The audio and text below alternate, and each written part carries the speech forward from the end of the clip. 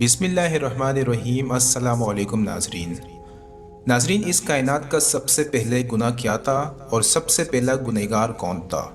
اس سوال کے جواب میں اکثر لوگ کہیں گے کہ وہ پہلا گناہ عزازیل یعنی شیطان مردود نے تب کیا تھا جب اس نے حضرت آدم علیہ السلام کو سجدہ کرنے سے انکار کر دیا تھا اور کہا تھا کہ میں اس سے بہتر ہوں، مجھے تو آگ سے پیدا کیا گیا ہے جبکہ اسے مٹی سے۔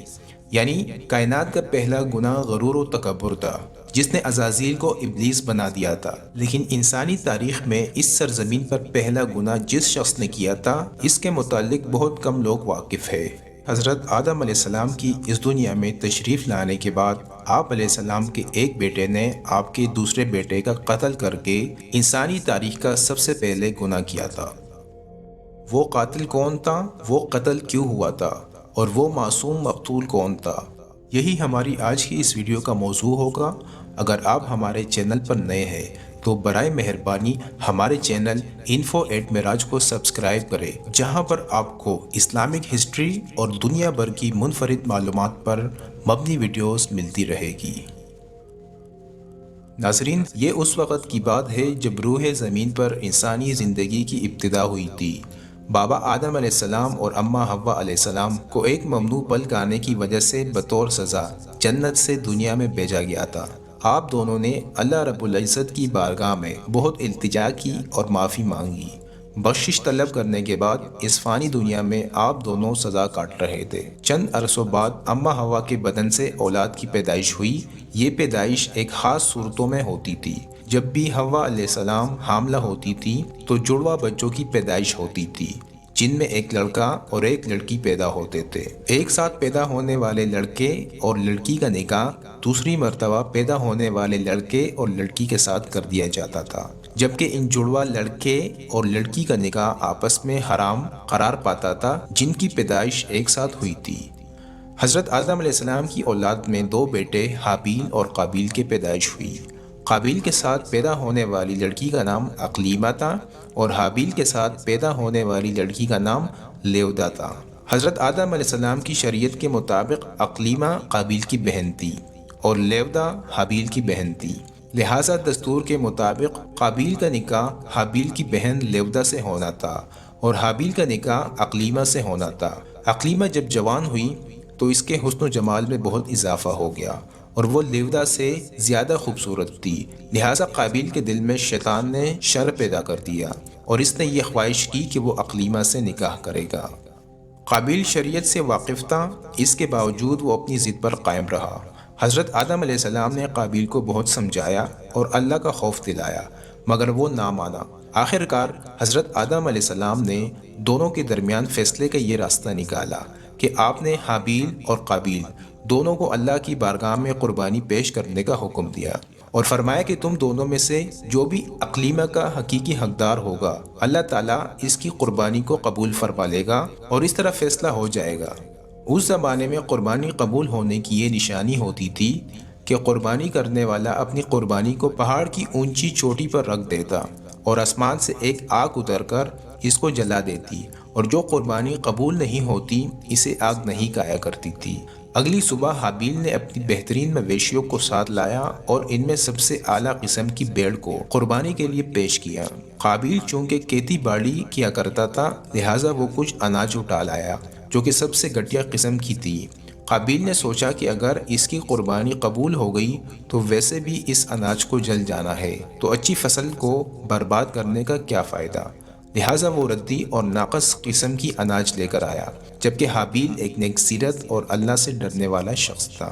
چنانچہ اس نے نیکی کے ساتھ خالص اللہ کی رضا کے لیے اپنی بہترین مویشی کو پیش کر دیا۔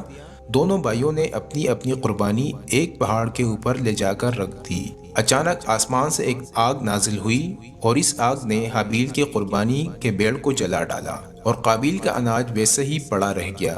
یوں فیصلہ ہو گیا کہ خدا حابیل کی قربانی سے راضی اور قابیل سے ناخوش ہے۔ یہ دیکھ کر قابیل غصے میں آ گیا اور انتقام کی آگ میں جلنے لگا۔ اس نے سب کے سامنے یہ اعلان کر دیا کہ وہ حابیل کو جان سے مار دے گا۔ اس کے جواب میں حابیل نے اسے کہا کہ اگر تمہاری قربانی قبول نہیں ہوئی تو اس میں میرا کیا قصور ہے، بلکہ تمہیں تو یہ کرنا چاہیے تھا کہ پرہیزگاری کی راہ اختیار کرتے۔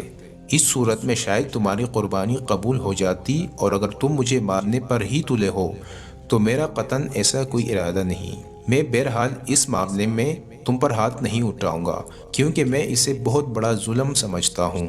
قابیل حسد کی آگ میں جل رہا تھا، اس پر اس نصیحت کا کوئی اثر نہ ہوا۔ اس وقت تو قابیل وہاں سے چلا گیا، لیکن وہ حابیل کو مارنے کی تدبیر کرنے لگا۔ شیطان جو ابتدا سے انسان کا دشمن ہے، اس نے قابیل کو قتل کرنے کی راہ دکھائی۔ اس نے ایک پرندے کو پکڑا اور اس کا سر ایک پتھر پر رکھ کر دوسرے پتھر سے کچل دیا۔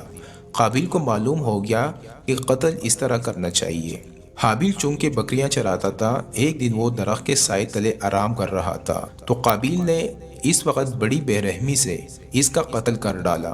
جب قابیل نے حابیل کو قتل کر دیا تو اس کی عقل زائل ہو گئی، سمجھنے کی صلاحیت ختم ہو گئی۔ اب بڑا پریشان ہوا کہ اس کی لاش کا کیا کرے۔ اس طرح چھوڑنے سے یہ خطرہ تھا کہ پرندے اس کی لاش کو کھا جائیں گے، تو وہ اپنے بھائی کی لاش کو بوری میں ڈال کر پھرتا رہا، یہاں تک کہ لاش بدبودار ہو گئی۔ لاش کو چھپانے کا کوئی طریقہ بھی اسے نظر نہیں آ رہا تھا۔ بڑا پریشان ہوا کہ کروں تو کیا کروں۔ تب اللہ تعالیٰ نے 2 کووں کو بھیجا۔ قابیل ان کووں کو دیکھ رہا تھا۔ ان 2 کووں میں سے ایک کوے نے دوسرے کو مار ڈالا، پھر زمین کھود کر اس میں ڈال دیا۔ اس سے قابیل کو معلوم چل گیا کہ اسے بھی یہی کرنا چاہیے، اور ندامت محسوس کرتے ہوئے کہنے لگا، افسوس کہ میں اس کوے جیسا بھی نہ ہو سکا۔ اس طرح اس نے اپنے بھائی کو زمین میں دفن کر دیا۔ جب قابیل نے حابیل کو قتل کیا تو اس سے پہلے اس کا رنگ سفید تھا، لیکن قتل کے بعد اس پر پھٹکار پڑی اور اس کا سارا جسم کالا ہو گیا۔ اس وقت حضرت آدم علیہ السلام حج کے لیے مکہ گئے ہوئے تھے۔ جب حضرت آدم علیہ السلام مکہ سے واپس آئے اور حابیل کو نہ پایا تو اس کو بہت تلاش کیا، مگر وہ نہ ملا۔ لوگوں سے پوچھنے لگے۔ لوگوں نے جواب دیا کہ حابیل کچھ دنوں سے غائب ہے۔ حضرت آدم علیہ السلام نے حابیل کے صدمے میں کھانا پینا اور سونا سب ترک کر دیا، اور شب و روز حابیل کے غم میں رہنے لگے۔ روایتوں میں آتا ہے کہ جب حابیل قتل ہو گیا تو 7 دن تک زمین میں زلزلہ رہا۔ قابیل جو بہت خوبصورت تھا، بھائی کا خون بہاتے ہی اس کا چہرہ سیاہ اور بدصورت ہو گیا۔ آدم علیہ السلام نے قابیل کو اپنے دربار سے نکال دیا اور وہ یمن کی سرزمین عدن میں چلا گیا۔ وہاں ابلیس اس کے پاس آ کر کہنے لگا کہ حابیل کی قربانی تو آگ نے اس لیے کھا لیا تھا کہ وہ آگ کی پوجا کرتا تھا، لہٰذا تو بھی آگ کی پرستش کر۔ چنانچہ قابیل پہلا شخص تھا جس نے آگ کی پرستش کی، اور زمین پر پہلا شخص ہے جس نے اللہ کی نافرمانی کی اور زمین پر ناحق خون کیا۔ توریت میں بھی قابیل اور حابیل کا مکمل واقعہ ملتا ہے، جنہیں قائن اور ایبل کے نام سے ذکر کیا گیا ہے۔ ناظرین، اسی امید کے ساتھ اجازت دیجیے کہ آپ کو یہ ویڈیو پسند آئی ہوگی۔ مزید اس طرح کی ویڈیو کے لیے ہمارا چینل سبسکرائب کرنا نہ بھولیے۔